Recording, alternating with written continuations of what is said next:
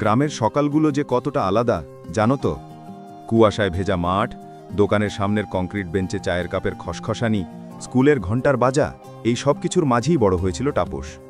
ও ছিল বাবার প্রথম সন্তানের মধ্যে এক, পাশাপাশি তার একটি ছোট বোনও ছিল। বাবার সংসারে 2 নারী, বসবাস আর সম্পর্কগুলো জটিল, কিন্তু তাপসকে দেখলেই মনে হতো ওর মনটা আলাদা, শান্ত, মনোযোগী, ধীর। তাপস ছোটবেলা থেকেই বইয়ের প্রতি অনুরাগী। ওর হাতের লেখা ছিল সুন্দর, এমনকি ইংরেজি আর অঙ্কে ওর দক্ষতা আমাদের সবার চেয়ে আলাদা। আমিই তখন অঙ্কে ভীষণ দুর্বল।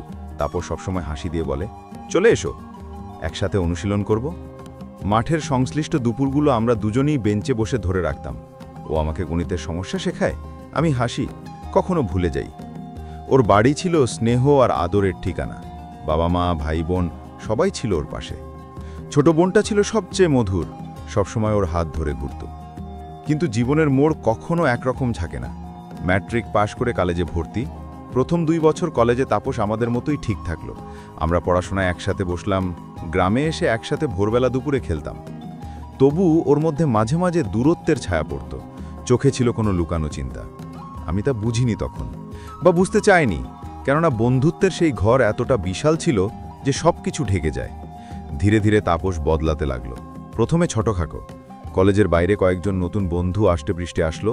তারা রাত্রে থাকে, কথাবার্তা অদ্ভুত, হাতে ধরে আনার বিষয়গুলো আমাদের জানা ছিল না।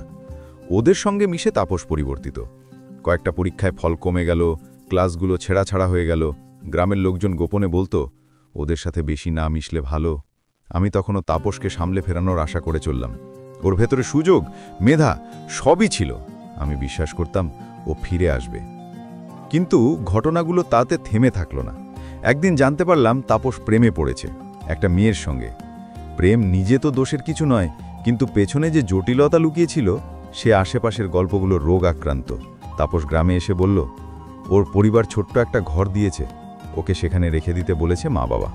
আমি তখনও চেয়েছিলাম সব ঠিক হয়ে যাবে, কিন্তু মেয়েটির বাড়ির লোকজনের সাথে ওর সম্পর্কের গভীরতা ও প্রভাব কলেজ জীবনে খারাপ ছাপ ফেলল।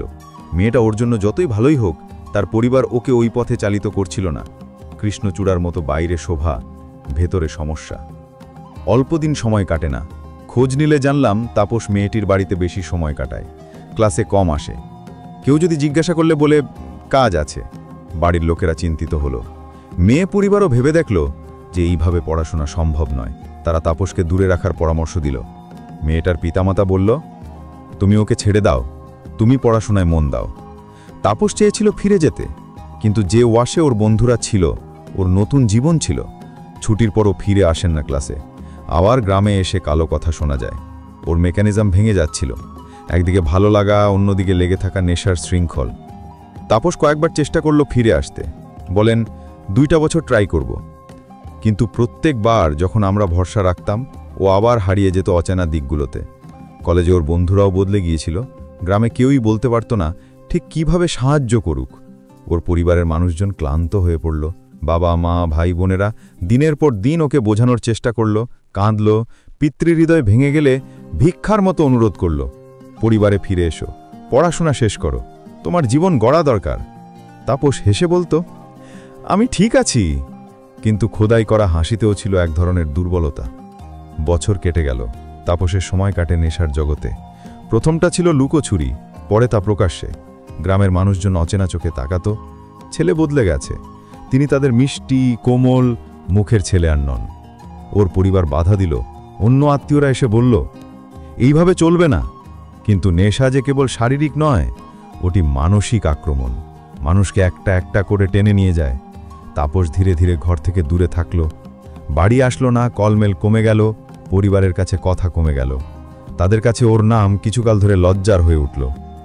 আমরা যারা ওর পুরনো বন্ধু, অনেকবার গোপনে গেলাম ওকে দেখতে। বললাম, ভাই, কামরা খারাপ নয়, ফিরে এসো, আবার পড়াশোনা করবি। ওর চোখে লজ্জা আর ক্ষোভ, কখনো দুঃখ, কখনো ক্রোধ। ও বলতো, তোমরা বুঝবে না। ওর কণ্ঠে অচেনা কাঁপন ছিল, আর তারপরেও কখনো যেন হাল ছেড়ে দিত না। ওর ভেতরে একটা ঝরঝরে আশা ছিল যে কোনো একদিন সবই ঠিক হয়ে যাবে। কিন্তু সময়ের গতিতে কিছুই সহজ হয়নি। ওর মা বাবা, ভাই বোনেরা বারবার ভেঙে পড়ল। মনের ভাঙা সেই শব্দগুলো গ্রাম জুড়ে ছড়িয়ে পড়ল।